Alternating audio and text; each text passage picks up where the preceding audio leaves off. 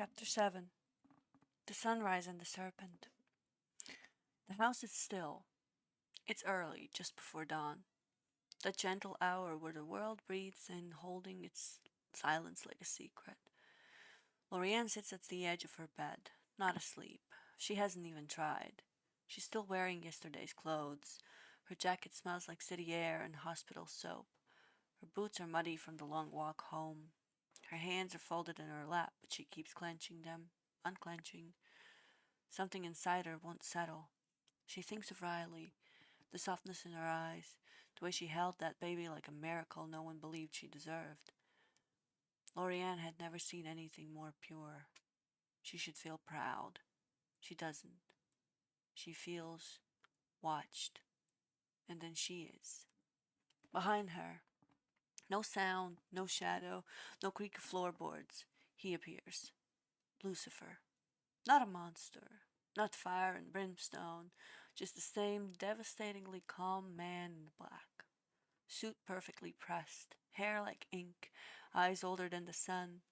He stands by her window, hands behind his back, gazing at the sky as the first thread of sunlight stretches across the horizon. Beautiful, isn't it? He murmurs. That first moment of light, the quiet it brings, makes you think anything's possible. Loreanne doesn't look at him. You're early. I never left. Silence. He turns from the window, slowly, purposely. You've been quiet lately, he says. Your list hasn't grown. Her throat tightens. I needed time. He steps closer. You took 2 weeks, Loreanne. Her fingers dig deeper into the sheets. I found someone, she whispers. I know. His voice doesn't rise, doesn't scold, just confirms. Riley, he says. 15. Homeless, pregnant, ripe with despair. You felt it, didn't you? I did. And you didn't bring her to me. Loreanne finally looks up. Her voice is small, honest. She didn't belong to you. Lucifer studies her, not angry, not yet, but the smile is gone. I gave you peace, he says quietly. I took your agony and left you whole. In return, you serve. I did, she says. I have. One soul. That's all it takes to unravel obedience.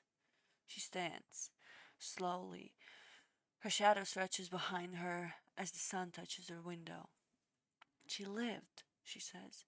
She had her baby, and she wasn't broken anymore. Lucifer tilts his head, curious now, dangerous. And what happens when your compassion spreads? When you start saving them all? When your list becomes a rescue mission instead of a harvest? She doesn't answer. He steps closer, close enough to feel the weight of him in her chest. You asked me to take your pain, Loreanne. You offered yourself.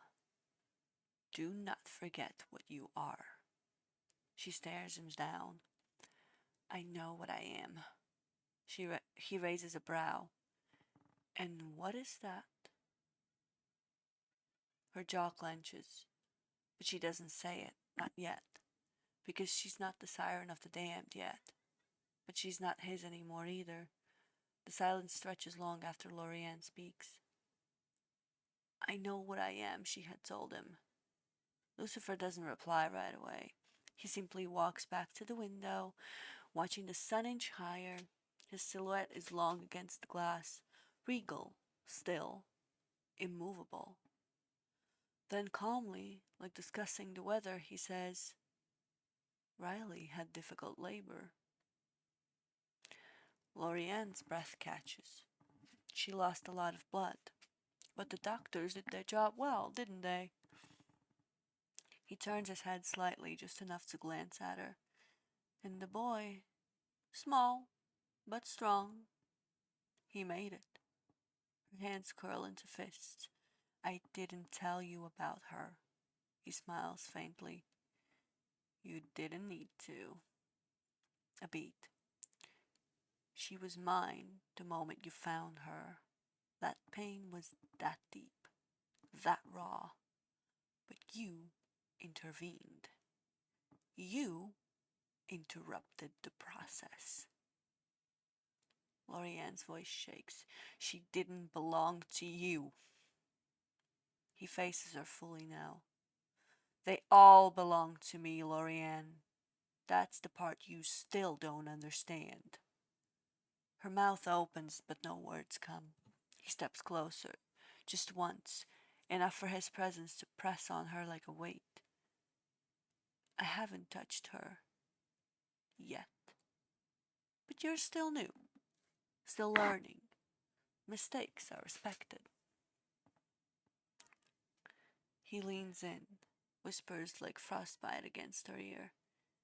But make another one, and I will let that child die in her arms, while she begs a God who isn't listening. Loreanne jerks back like she's been slapped.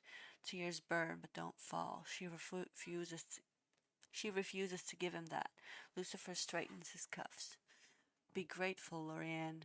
I've given you more than peace. I've given you purpose, and it is not your place to question how I use it. He walks toward the shadows. They rise to meet him like old friends. As he begins to vanish into the dark, his voice lingers behind him. Don't fail me again. And just like that, he's gone. And Loreanne stands in the early light, fists trembling, heart hollow, and the first spark of fury begins to glow behind her eyes. All right. Thank you for listening.